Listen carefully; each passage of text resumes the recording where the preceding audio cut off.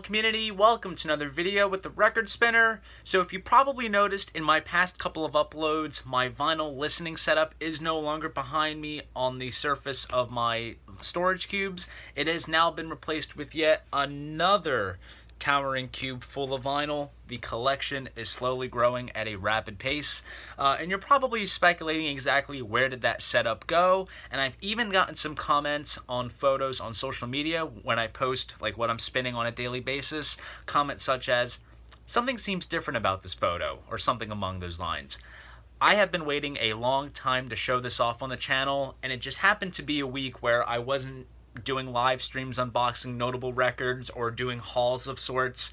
I am so glad to finally show you right now where my setup has gone to. So recently I have acquired an audio rack and a set of speaker stands which now holds my vinyl listening setup. Now I knew for a while that I was going to have to acquire these pieces because if you watch my hauls, you pretty much can get a sense that my collection grows at a very fast pace. And as you would notice, like behind me, like I said, I would have my setup on the surface of my storage cubes. And as you can see, I've pretty much run out of room, so now I had to start stacking cubes on top of the previous two that I would have. And once this cube went up, I knew that I was going to have to get some sort of rack and speaker stand configuration so I can have my listening setup, all set and ready to go. So you're probably wondering, how did I settle upon this setup? Well, it's all thanks to my good friend, Mark Bowser. He used to visit me back when I worked at FYE, and he still visits me over at Books A Million. And we would just talk about vinyl, music, and anything in regards to those subjects. He's a collector as well, and we bonded quite quickly in terms of like styles of music that we were into and what we enjoyed as collectors. And occasionally in our conversations, I would mention how I needed a rack and speaker stands for my setup once I ran out of room. And believe it or not, he does woodworking and countertop work in his job field, and he said that he would be more than happy to build something for me. So yes, these are indeed custom made. I kind of drew out some rough sketches of what I had in mind in terms of the rack, and I gave him dimensions of my equipment and everything, so he knew exactly what to base it off of. And upon a couple weeks after giving him my sketches and outlines and ideas, he went ahead and made this. Now, both the stands and the rack are made out of medium density fiberboard, so it is quite heavy duty stuff. Now, they did not come black. They came in the original brown finish when they were all sanded off and complete. And just them alone, I mean, without the paint, they looked quite sharp when I first received them. But I decided to go ahead and paint these black, and I also have to thank my girlfriend and my dad for helping me with the paint job. I used primer first, and I used black paint, and I chose black because it simply matched the color of my U-turn turntable, as well as the color of my storage cubes. Now, the one really unique thing about the speaker stands is that right off the bat, the front comes in this kind of nice, kind of silver, platinum, metallic type of finish on the front. I'm not quite sure what it is, but it does look sharp. And on the back, the really nice thing, and this comes in really handy with the wires, where everything's connected from the speaker. I have my extra shielded RCA cables and the speaker wires. It goes in through the speaker stand, comes out the bottom, and I'm able to feed it through to this speaker stand into this speaker. So that is really cool. So, I mean, yeah, I still have some cables in the back kind of hanging around, but it's kind of a unique thing, and it's a little bit less of a mess in that sense as well. Now, they also are 3 feet high, which is the perfect height because normally when I listen, I sit down. And as I'm sitting right here, the speakers are able to hit directly at my ear level. And this is a major advantage compared to when I had my setup right here on the surface of my cubes, because where I would be sitting, the speakers obviously would be on the surface, but they wouldn't really hit my ears, which was a major disadvantage. So right upon hooking up everything in this setup, I was able to sense a major difference in sound, which was really, really awesome. Now, like I said, everything's made out of medium density fiberboard, and of course there's all kinds of bolts and parts to hold it together. The shelves are adjustable, but I decided to keep it just like this, that way I didn't have to worry about putting it all back together and reconfiguring everything. Now, this right here, like the rods that you see that are holding the shelves in between, this is all thread.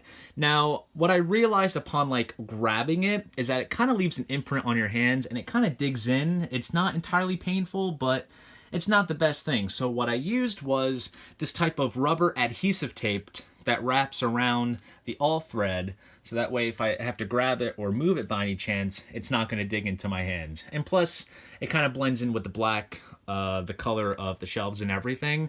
And also, I must say, each shelf measures 20 inches by 16 inches, which is pretty much the dimensions of the turntable, or just a little bit less than that. And I figured I'll just break down what exactly is on each shelf. So right here on the top is the king of it all, my Orbit turntable. And then on the next shelf, I have my U-Turn Pluto Phono preamp. And I also have my assortment of Funko Pops. They're all music themed, of course. If you saw my other videos, they would be on top of the speakers, but now I decided to integrate them onto the actual rack itself. And then on the bottom here, on the third shelf, I have all my cleaning supplies. So of course you have your carbon fiber brush, you have, what's this, the disc washer, the RCA disc washer brush, some cleaning fluid, and the Zero Dust Stylus Cleaner. I will do a video on that because that works absolute wonders. And of course my Third Man Records 45 adapter. And on the bottom right here, I have all my outer sleeves, inner sleeves. I also have sleeves for 7 inches. And I also have this folder here, a KISS folder no less, which features all warranty instructions on one side and stickers and download codes on the other. So everything's well organized here. And I gotta say too, like this, the way everything is right here, it's not absolutely permanent because I can just swap things out and reconfigure it.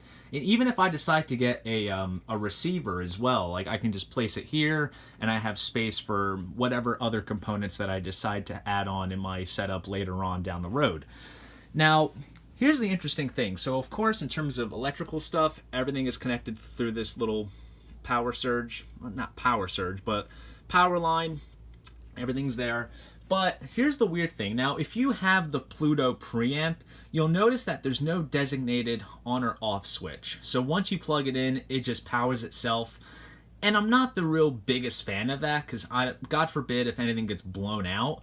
So, and on my, when I previously had my setup where my shelves were, I had a switch that would activate this particular electrical outlet, which I would just flick it on. The preamp would turn on, and then when I turned it off, the preamp was off. So I went ahead and bought this foot switch right here, which is perfect because once you hit it, turns on, hit it again, turns off. So it's not staying on for long periods of time. And of course, the speakers, I can just turn them on whenever, as well as the turntable. So it all works out well in that way. And personally, I have to give my buddy Mark a major thank you and a big shout out for this because this was such a very generous thing that he did for me. And just considering the price of this stuff alone, because like official audio racks go for like up to like hundreds of dollars, and I've seen speaker stands go for like 45 to 50. So the fact that he did all this for the price that, you know, I essentially paid him for, this was absolutely amazing, and I am forever grateful, and this will surely last me a lifetime. So that right there is my new audio rack and speaker stands where my vinyl listening setup is now at. If you enjoyed this video, please give this video a like and subscribe to the channel. See you guys in the next video, and most importantly, keep the record spinning.